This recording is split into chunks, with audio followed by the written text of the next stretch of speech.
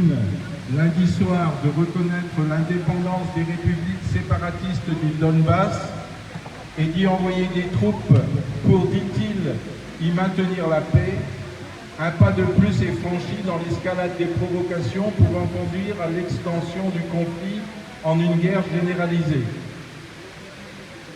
Prise au mépris des conventions internationales qui régissent les relations entre États civilisés, cette décision acte la loi du plus fort, une loi de la jungle qui, en se généralisant, nous conduirait tout droit à la barbarie. C'est pourquoi, sans la moindre équivoque, nous dénonçons ce coup de force de la Russie. Au-delà de cette dénonciation, nous devons prendre conscience que la décision des autorités russes d'officialiser une présence militaire dans le Donbass sous le prétexte d'y maintenir la paix crée un risque accru d'extension du conflit à toute l'Ukraine, une menace directe pour ces pays frontaliers à la fois membres de l'Union européenne et de l'OTAN, une OTAN qui par ailleurs défend les intérêts américains.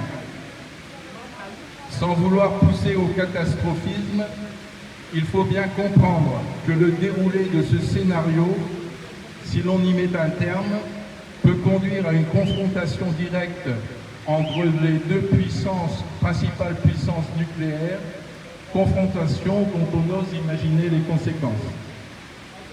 C'est pourquoi il est urgent de casser la logique de guerre à laquelle les médias, depuis quelques jours, nous préparent.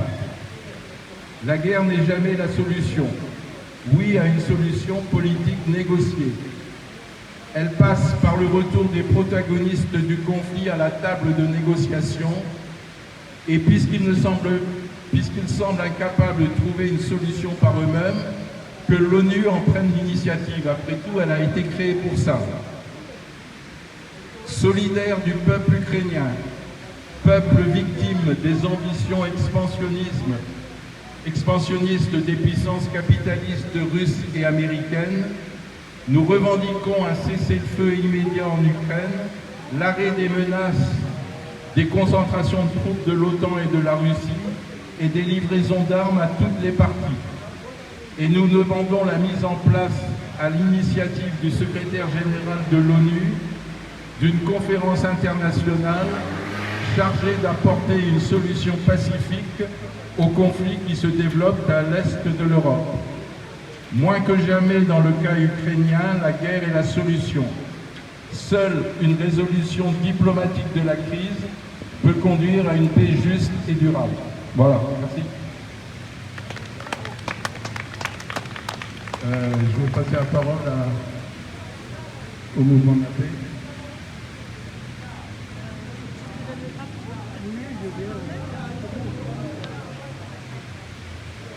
Alors là, je parle au nom du mouvement de la paix, non à la guerre en Ukraine.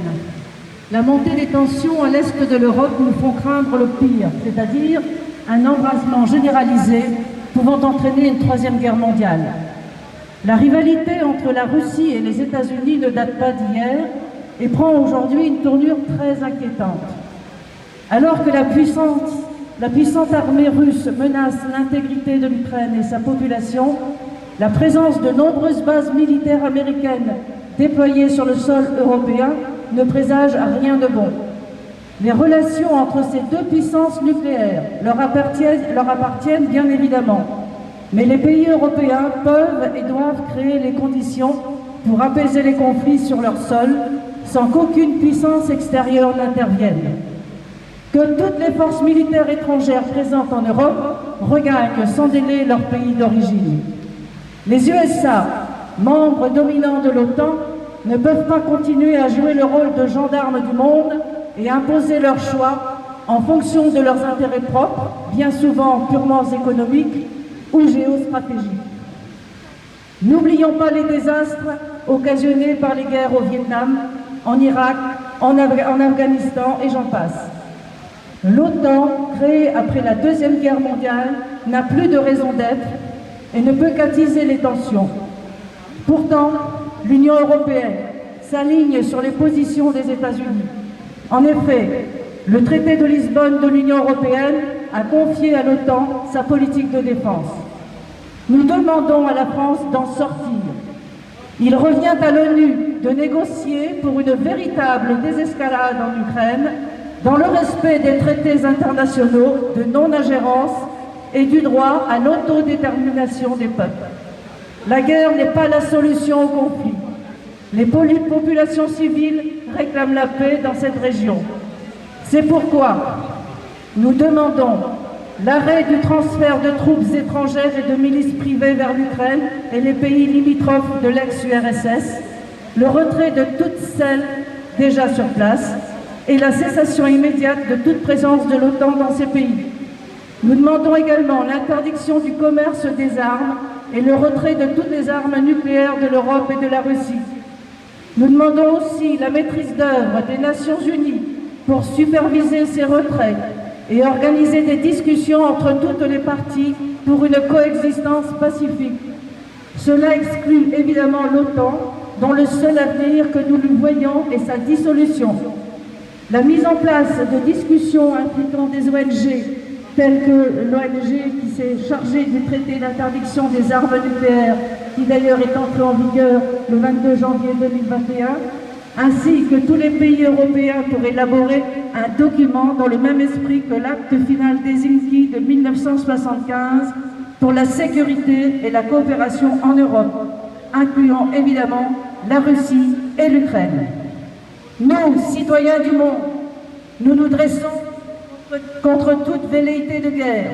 La guerre n'est jamais la solution. Elle n'engendre que destruction et souffrance des peuples. Un seul combat mérite d'être mené, c'est celui de la paix, comme l'écrivait Albert Camus. Le mouvement de la paix annonce, ou plutôt demande à ce qu'il y ait des rassemblements le samedi 26 février et le 2 mars dans toute la France.